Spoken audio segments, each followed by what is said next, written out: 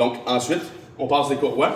Ils vont donner ma force à mon rotor. Mon rotor, ce qui est important, un rotor, c'est que ça soit droit, résistant aux vibrations. C'est pour ça que nous, on a le rotor Mannesmann, qui s'appelle, c'est un rotor qui est fait d'un acier, d'un alliage. C'est pas une soudure, c'est un rotor qui a été usiné d'un bloc d'acier.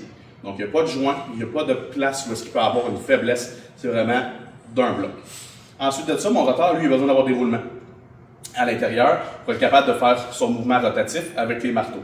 À la vitesse que ça tourne, au choc que ça a, ça prend des roulements qui sont de bonne qualité. Nous, on s'équipe avec des bearings SKF seulement. SKF, c'est la même chose que mes autres composantes. C'est trois producteurs mondiaux en quantité puis en qualité. Ils ont gagné des prix dans toutes les catégories possibles en termes de roulement. Vous les connaissez déjà tout le monde. C'est ça que ça prend. Ensuite de ça, je vous ai parlé tout à l'heure, tout ce qui est la transmission de force. Nous, ce qu'on a besoin de savoir ici, c'est qui fabrique mon gearbox puis il est monté comment. Avec le gearbox Comer, c'est vraiment ça qu'on a ici. Ceux qui s'y connaissent déjà un petit peu, vous savez c'est quoi un gearbox. Mais ce qui est intéressant avec les gearbox Comer, c'est que je peux les avoir montés sur une machine Berthier de côté comme celle-là, mais je peux l'avoir sur d'autres types de machines Berthier aussi, de deux côtés, à l'avant ou à l'arrière.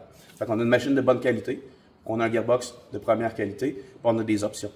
On peut choisir ce qu'on veut, on va avoir le bon fit avec le bon tracteur, puis on va avoir de quoi qui résiste à la vibration, puis au long terme. Fait que c'est ça qu'on veut. Le gearbox Comer, c'est avec ça qu'on va avoir de l'agrément longtemps.